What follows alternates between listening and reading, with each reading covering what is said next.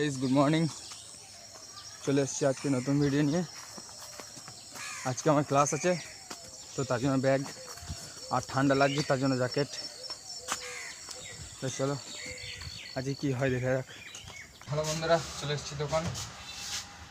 আর দোকানে এসে যেটা কাজ আমার ঝাড় দেওয়া, তো সেটা করে নেবো, তারপর দেখা যাবে কোথায় কাজে যাবো না যাবো।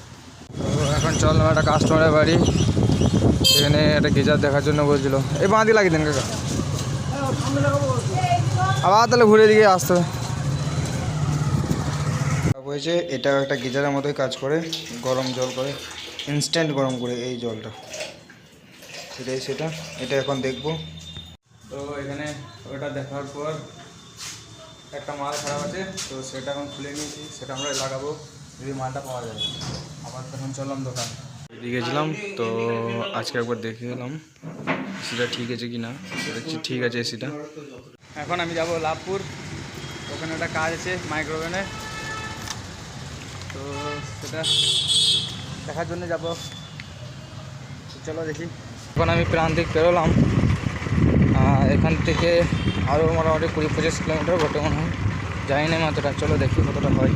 কালীতলা ঢুকবো, তো তার আগে একটা মাইলস্টোন দেখতে পেয়েছি। এখান থেকে লাভপুর এখনও 19 কিলোমিটার, তাহলে প্রান্তিক থেকে আমি ঠিকই বলেছিলাম 20-22 কিলোমিটার বা 25 কিলোমিটার, যাই হোক।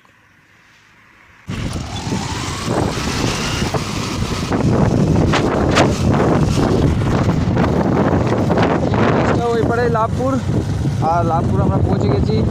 তো চলো দেখি রেস্টুরেন্টটা কোথায় আছে, সেখানে খুঁজতে হবে। কিন্তু দোকানটাই খুঁজে পাচ্ছি না, রেস্টুরেন্টটা কোথায় সেটাই খুঁজে পাচ্ছি না। তো দেখি কাগজ জিজ্ঞেস করে পাই কি না। কেউ তো আসছে না যে জিজ্ঞেস করবো কোথায় আছে রেস্টুরেন্টটা। এই মাইক্রোওভেনটা খারাপ হয়েছে, তো এটা দেখার জন্য এসেছি লাভপুর। তো আমি আবার চালিয়ে দেখছি কি হয়েছে না হয়েছে, তো তারপর দেখবো। তো ঠিক আছে, করে নিই কাজটা। তো আমি কাজ করে বেরিয়ে চলে এসেছি, আর এখানে আছি। এটা লাভপুরের একটা ব্রিজটার নামটা আমি জানি না ঠিক। তো এখন যাব দোকান থেকে একটা আমার সেন্টার আছে, তো সেখানে যাবো সেন্টার। চলো